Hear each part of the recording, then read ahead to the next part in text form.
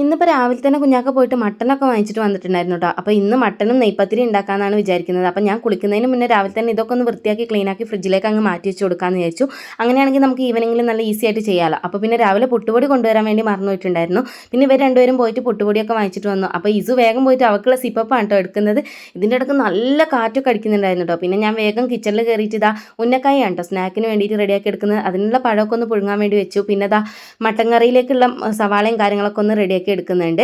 ഇതിൻ്റെ ഇടയിൽ നല്ല അടിപൊളിയായിട്ട് തന്നെ മഴ പെയ്യാനും തുടങ്ങിയിട്ടുണ്ടായിരുന്നു കേട്ടോ. അപ്പോൾ പിന്നെ വേഗം കറണ്ടും പോയി. ഇനിയിപ്പോൾ നെയ്പ്പത്തിരിയിലേക്ക് തേങ്ങ ഒതുക്കാൻ വേണ്ടിയിട്ട് ഞാൻ വേഗം സവാളയാണ് കേട്ടോ എടുക്കുന്നത്. ചെറിയുള്ളിയൊന്നും തൊലിച്ച് നിൽക്കാനുള്ള നേരമല്ല, കറണ്ട് പെട്ടെന്ന് വന്നിട്ടുണ്ടായിരുന്നു. അപ്പോൾ കറണ്ട് പോകുമ്പോഴത്തേക്ക് അതൊന്ന് റെഡിയാക്കി എടുക്കാമെന്ന് വിചാരിച്ചിട്ടാണ്.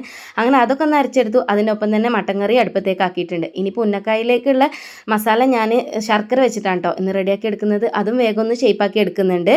പിന്നെ ഇപ്പോൾ ഇതാ നെയ്പ്പത്തിരിയിലേക്കുള്ള മാവും കൂടെ ഒന്ന് റെഡിയാക്കി എടുക്കാം കേട്ടോ. പുട്ടുപൊടിയും കൊണ്ടാണ് ഞാനിവിടെ നെയ്പ്പത്തിരി എപ്പോഴും റെഡിയാക്കി എടുക്കാറ്. നല്ല അടിപൊളിയായിട്ട് തന്നെ കിട്ടും. ഇതിൻ്റെ ഇടയിൽ കറി വറവിട്ടെടുത്തിട്ടുണ്ട്. പിന്നെ ഇതാ ബാങ്ക് കൊടുക്കാൻ സമയം അപ്പോൾ ഞാൻ കുറച്ച് നെയ്പ്പത്തിരിയൊക്കെ അങ്ങ് പൊരിച്ചെടുക്കാം കേട്ടോ. പിന്നെ എന്തായാലും ഇന്ന് സമയം ലേറ്റായി.